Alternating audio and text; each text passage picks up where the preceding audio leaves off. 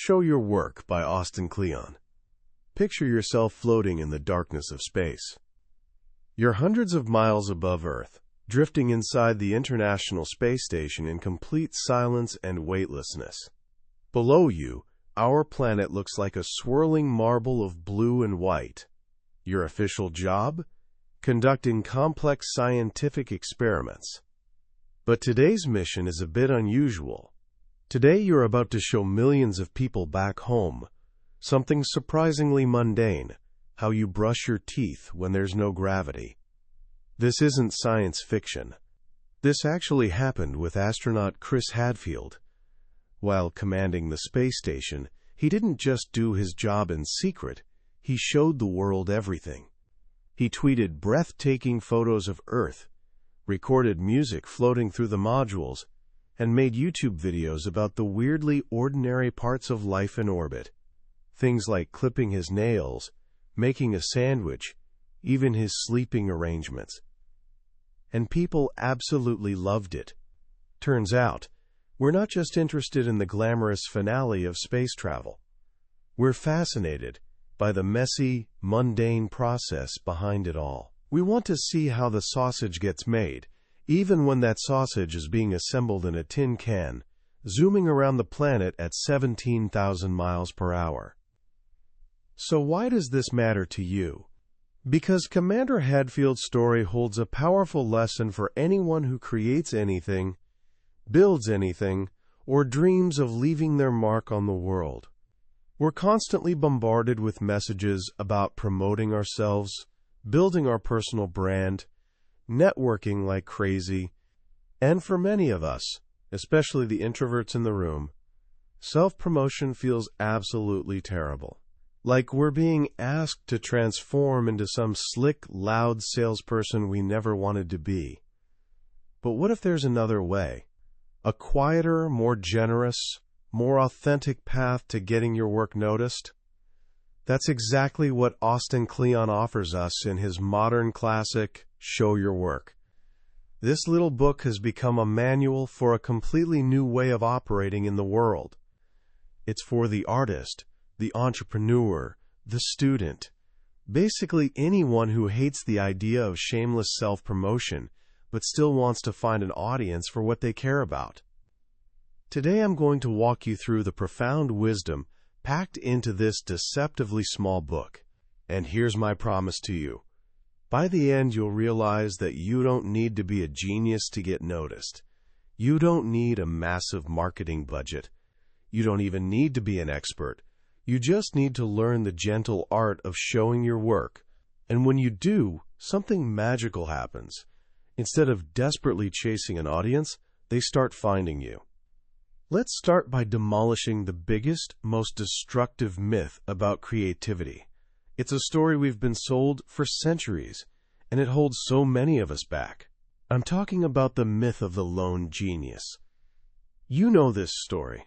The solitary figure, Beethoven, Picasso, Einstein, struck by a lightning bolt of divine inspiration. This superhuman talent works away in complete isolation, free from outside influence, until one glorious day they emerge with a finished masterpiece to thunderous applause. It's romantic as hell, but it's also complete fiction, and it's dangerous fiction because it makes creativity feel like this antisocial act reserved for a chosen few. It leaves the rest of us standing on the sidelines, just watching, in awe. But Austin Kleon introduces us to a healthier, more truthful concept. Musician Brian Eno calls it scenius. Scenius is the idea that creativity doesn't happen in a vacuum. It emerges from a scene.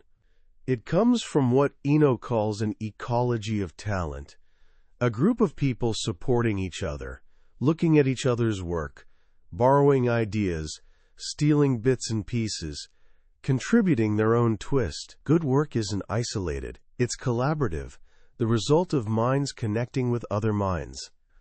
What's incredibly liberating about this idea is that it makes room for everyone. You don't have to be a genius to contribute to a scenius. You just have to be willing to share your ideas, your questions, your works in progress. And this is where your first crucial mindset shift happens. You need to embrace being an amateur. In our culture, amateur sounds like an insult. But look at where the word comes from. In French, it means lover. An amateur is someone who does something purely for the love of it, not for fame or money. And here's the secret. In today's world, amateurs often have a massive advantage over professionals. Why? Because amateurs have little to lose. They're willing to experiment, to follow their whims, to share their results. They're not afraid of looking ridiculous in public. Think about this. Zen monk Shunryu Suzuki once said, "In the beginner's mind, there are many possibilities. In the expert's mind, there are few." The amateur is bursting with possibilities. They're in love with what they're doing, so they don't hesitate to try things that professionals might dismiss as silly or pointless. But as writer Clay Shirky reminds us, the stupidest possible creative act is still a creative act. The real gap isn't between mediocre work and good work. It's between doing something and doing nothing. Amateurs understand this instinctively. They know that contributing something is infinitely better than contributing nothing. So how do you start? Simple. Share what you love. But right about now, that little voice in your head might be whispering, "But I haven't found my voice yet." We're always told to find your voice, but Kleon argues this is completely backward. You don't find your voice and then use it. The only way to find your voice is to use it. It's already there, built into you. Just start talking about the things you love, and your voice will naturally emerge. This matters more than ever today, because if your work isn't online, it basically doesn't exist. We all have a voice now, an opportunity to contribute, but so many of us are completely wasting it. If all this sounds scary, Kleon offers sobering yet strangely motivating advice. Read the obituaries. He's serious. Do it every morning. Because remembering that you're gonna die one day is one of the most powerful tools for making big choices in life. As Steve Jobs once said, fear of embarrassment, fear of failure, all of it just falls away when you face your mortality, leaving only what truly matters. Reading about people who lived full lives, who started as amateurs and actually got somewhere, can inspire you to get up and do something meaningful with your time here. Obituaries aren't really about death. They're about life. As Kleon puts it, they're like a near-death experience for cowards. Once you've embraced this mindset, that genius is overrated, that being an amateur is actually good, and that life is short, the next step becomes practical. This is the central pillar of the entire book. Think process, not product. Traditionally, artists and creators kept their process secret. You were supposed to work behind closed doors and only reveal the polished, finished product. To the world, all that mattered was the artwork, the noun. To you, the creator, what mattered was the artwork, the verb, the daily grind, the sketches, the mistakes, the inspiration. But in the pre-digital age, there was simply no easy way to share that messy, wonderful process. Today, everything has changed. The internet lets you take people behind the scenes. You can share your sketches, your works in progress, your influences, the tools you use. And here's what's surprising. People are genuinely interested in what other human beings do. They really do want to see how the sausage gets made. By sharing your day-to-day process, you form this unique, ongoing connection with people who care about the same things you do. This takes us back to Commander Hadfield. Most of us aren't astronauts. We feel like we have nothing glamorous to show at the end of each day. But Kleon insists that whatever your work is, there's an art to it. And there are people who would be interested in that art, if only you presented it to them in the right way. So how do you do it? Especially when you feel like you have nothing worth showing. You become a documentarian of what you do. Start a work journal. Take photos of your work at different stages. Shoot quick videos of yourself working. Collect the scraps and residue of your process and turn them into interesting little bits you can share. Most of us carry a complete multimedia studio in our pockets every day. Our smartphones. Use them. Even if you never share any of it publicly, the simple act of documenting helps you see your own work more clearly and feel like you're making progress. Once you start documenting, the next step is simple but requires discipline. Share something small every day. Overnight success is a myth. Behind almost every story of instant fame is about a decade of hard work. Building a substantial body of work takes a lifetime. But you don't have to think in lifetimes, or years, or even months. Just focus on days. The day is a unit of time we can all wrap our heads around. The sun comes up, the sun goes down. So once a day, after you've done your work, go back to your documentation and find one little piece you can share. Just starting out? Share your influences. In the middle of a project? Share a work-in-progress shot. Just finished something? Share a detail from what didn't make the final cut. A daily dispatch is better than a resume because it shows what you're working on right now, in this moment. And don't stress about every post being perfect. Science fiction writer Theodore Sturgeon famously said that 90% of everything is garbage. That's true for our own work, too. We don't always know what's good and what's not. That's exactly why it's so important to get things in front of others and see how they react. But here's a crucial distinction. This isn't about oversharing. It's not a diary. The act of sharing should be one of generosity. You're putting something out there because you think it might be helpful or entertaining to someone else. Before you post anything, run it through what Kleon calls the "so what" test. Ask yourself, is this useful? Is it interesting? Would I be comfortable with my mother or my boss seeing this? If you're not sure, just save it as a draft and look at it again tomorrow. Over time, this daily practice of sharing small things leads to something much bigger. This is where stock and flow comes in. Flow is the daily stuff, the tweets, the Instagram posts, the small updates that remind people you exist. Stock is the durable stuff, content that will be just as interesting in 2 years as it is today. The big projects, the finished pieces, the things people discover through search engines. The magic formula is simple. Use your flow to build your stock. As you share your daily process, you'll start noticing themes and patterns emerging. You can then collect those little bits and pieces and turn them into something more substantial. A series of tweets becomes a blog post. A series of blog posts becomes a book chapter. Small things, over time, become big things. And while social media is great for flow, there's one piece of advice in this book that trumps all the others. If you take away just one thing, make it this. Build your own website with a good domain name. Social networks come and go, but owning your own little corner of the internet, a website with your name on it, is one of the best investments you can make. Your website is your world headquarters, the one place people can always find you. Don't think of it as a self-promotion machine.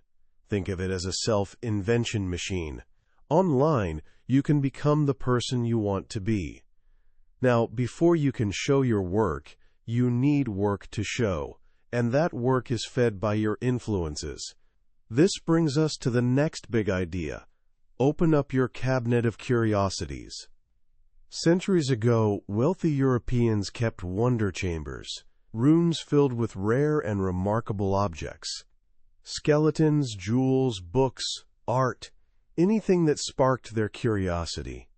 These collections were an external display of their inner world. We all have our own cabinets of curiosities. The books we read, the music we listen to, the movies we watch. These things shape our tastes, and our tastes influence our work. Kleon argues that you're only as good as your record collection. Sharing your influences is a powerful way to clue people into who you are and what you do, sometimes even more effectively than sharing your own work. So share what you love. But do it with one rule: no guilty pleasures. If you love something, love it without shame. Our uniqueness comes from the specific, weird mix of things we draw inspiration from. Being open and honest about what you like is the best way to connect with people who like those same things. And when you share other people's work, remember one of the most important rules of the internet and of life. Credit is always due. When you share someone's work, it's your duty to give them proper credit. Not just for their sake, but for your audience's sake. Without attribution, you rob people of the chance to dig deeper and find more of the work they might love. The most important form of attribution online is a simple hyperlink back to the original creator's website. People are lazy. If you don't include a link, they probably won't go looking for it. And if you find something you can't properly credit, simple answer: don't share it. Once you've started sharing your process and your influences, you need to learn how to talk about your own work. Because here's the truth: work doesn't speak for itself. We are storytelling creatures.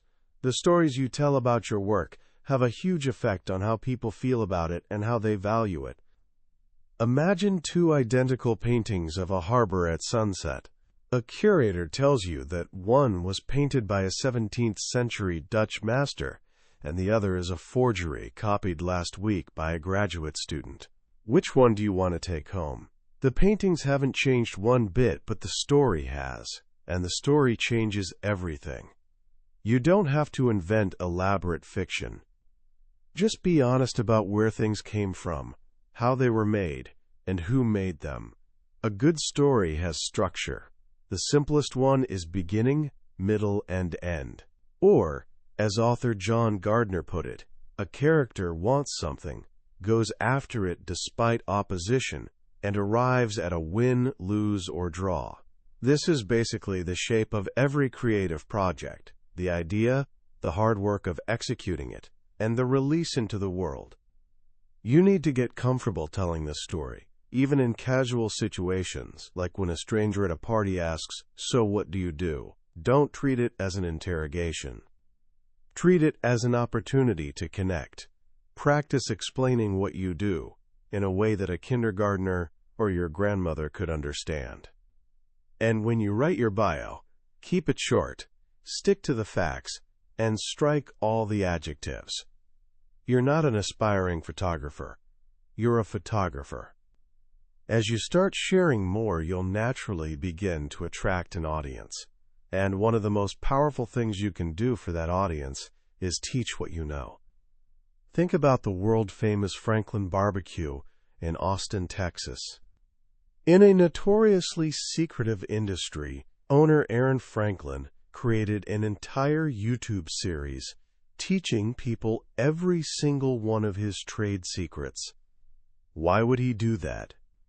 Because he knows that teaching doesn't create instant competition. Just because you know the master's technique doesn't mean you can replicate it overnight. Teaching people doesn't subtract value from what you do. It actually adds to it. It generates more interest in your work and makes people feel closer to it because you're letting them in on your secrets. So the minute you learn something, turn around and teach it to someone else. This cycle of learning and teaching is part of being a good citizen of your scene, which leads to a crucial warning: don't turn into human spam. We've all met these people. They only talk about themselves. They don't want to listen to your ideas. They just want to broadcast theirs. They don't engage with the community. They just shout at it. If you want fans, you have to be a fan first. If you want to be accepted by a community, you have to be a good citizen of that community first. If you're only pointing to your own stuff online, you're doing it wrong. You have to be a connector. You have to shut up and listen. Stop worrying about how many people follow you and start worrying about the quality of people who follow you. You want hearts, not eyeballs. And here's the secret to being interesting. Be interested. As you do this, you'll start to find your people. These are what Kleon calls your fellow knuckleballers. In baseball, knuckleball pitchers are rare, so they form this sort of brotherhood, sharing their secrets to keep this strange, unpredictable pitch alive. These are your real peers, the people who share your obsessions and your mission. Nurture those relationships. They're precious, and whenever you can, meet up in person. The connections you make online are wonderful, but turning them into real-life friendships is even better. Of course, putting yourself out there isn't always comfortable. You have to learn to take a punch. The more people who see your work, the more criticism you'll face. The way to handle it is to practice getting hit. Put out a lot of work. Let people take their best shot. The more you do it, the more you realize it can't actually hurt you. But there's a difference between constructive criticism and trolls. A troll isn't interested in helping you improve. They just want to provoke you. The number one rule for dealing with them is simple. Don't feed the trolls. Use the block button. Delete their comments.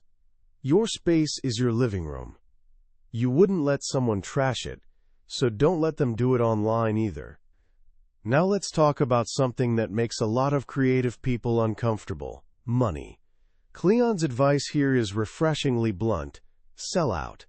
We need to get over the romantic idea of the starving artist and the notion that money somehow corrupts creativity. Even the Renaissance needed funding. Michelangelo painted the Sistine Chapel ceiling because the Pope paid him to. Don't be ashamed of wanting to make a living from your work. When you feel you have something of value to offer, it's perfectly okay to pass around the hat. You can put a simple donate button on your website or use crowdfunding platforms like Kickstarter. But even if you don't have anything to sell yet, start building a mailing list. An email list is one of the most powerful and direct connections you can have with your audience. One that isn't dependent on the ever-changing whims of social media algorithms. Finally, once you've started this journey, the last and perhaps most important piece of advice is simply to stick around. Every career is full of ups and downs. The people who get what they want are often just the ones who don't quit. They keep going. Kleon calls this chain smoking. You avoid stalling out by never losing momentum. When you finish one project, you use the embers from it to light up the next one. You ask yourself what you missed, what you could have done better, and you jump right into the next thing. But you also need to know when to rest. You need to go away so you can come back. Taking sabbaticals, whether for a year, a month, or just during your daily commute, is essential for recharging and getting inspired again. And eventually, there will come a time when you feel like you've learned everything you can from what you're doing. That's when it's time to begin again. This isn't starting over from scratch. You never lose the lessons you've learned. It's about having the courage to become a student again. Go back to Chapter 1. Be an amateur. Find something new to learn, and dedicate yourself to learning it out in the open, sharing as you go. Show your work. The cycle begins again, and you keep growing. As we wrap up our journey through Show Your Work, I want to reflect on why this little book has resonated so deeply with so many people. In a world that often feels loud, competitive, and demanding, Austin Kleon's philosophy is genuinely refreshing. It's a quiet revolution against the exhausting gospel of self-promotion. It reframes sharing not as this selfish act of shouting, "Look at me," but as a generous act of saying, "Here, let me show you what I'm learning." The most powerful lesson for me is the shift from product to process. We're obsessed with outcomes. We want to see the finished painting, the best-selling novel, the hit record. But the real magic, the real life, happens in the messy, uncertain, day-to-day work of creating. By inviting people into that process, we do something remarkable. We humanize our work. We show the struggle, the doubt, the small victories. And in doing so, we give others permission to be imperfect in their own creative journeys. We show them they're not alone. This book is, at its heart, an argument for generosity. It suggests that by giving away our knowledge, our influences, and our process, we don't lose anything. In fact, we gain everything. We build a community, we receive feedback that makes our work better, and we get a free education that lasts a lifetime. We stop seeing the world as this zero-sum game of competitors and start seeing it as a vibrant scene of potential collaborators. And for anyone just starting out, that 17-year-old full of ideas but terrified of putting them out into the world, this book is a lifeline. It says you don't have to wait until you're an expert. You don't have to wait until your work is perfect. You can start right now, exactly as you are. An amateur, a lover, a learner. Your journey in and of itself is something worth sharing. So how can you put these ideas into practice today? Not next week, not tomorrow, but right now. Let me offer 3 simple actions. First, become a documentarian. Take 5 minutes today and write down what you worked on. It doesn't matter if it's a school project, a piece of code, a drawing, or just an idea you had. Take a photo of it. Jot down a thought about it. Just capture a piece of your process. Second, share one small thing. Go to your favorite social platform and share one of your influences. Post a picture of a book you're reading, a link to an article that inspired you, or a song you have on repeat. And in the caption, write one sentence about why you love it, and give proper credit to the creator. Third, be a good citizen.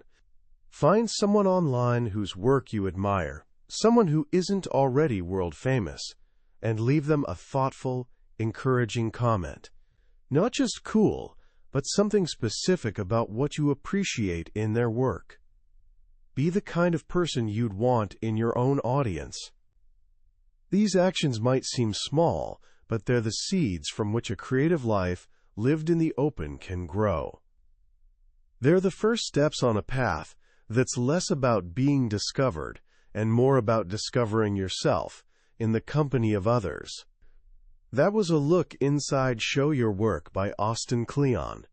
We've covered the core principles today, but I'll be honest with you. A summary is like looking at a map of a beautiful country. It can show you the landmarks, but it can't give you the feeling of walking the cobblestone streets or breathing the mountain air. The real magic happens when you read the book for yourself. It's in those quiet moments when a particular story or a simple phrase hits you in a way you didn't expect. This summary is designed to help you decide if this book is worth your time. If anything we've talked about today has resonated with you, I encourage you to grab a copy. Reading it isn't just learning. It's an experience that can genuinely change the way you see yourself and your work. The link is in the description below. Also, if this journey through the book's ideas has sparked something in you, please consider hitting that like button and subscribing to the channel. That way, you won't miss our next exploration of another life-changing book. Let's keep learning and growing together.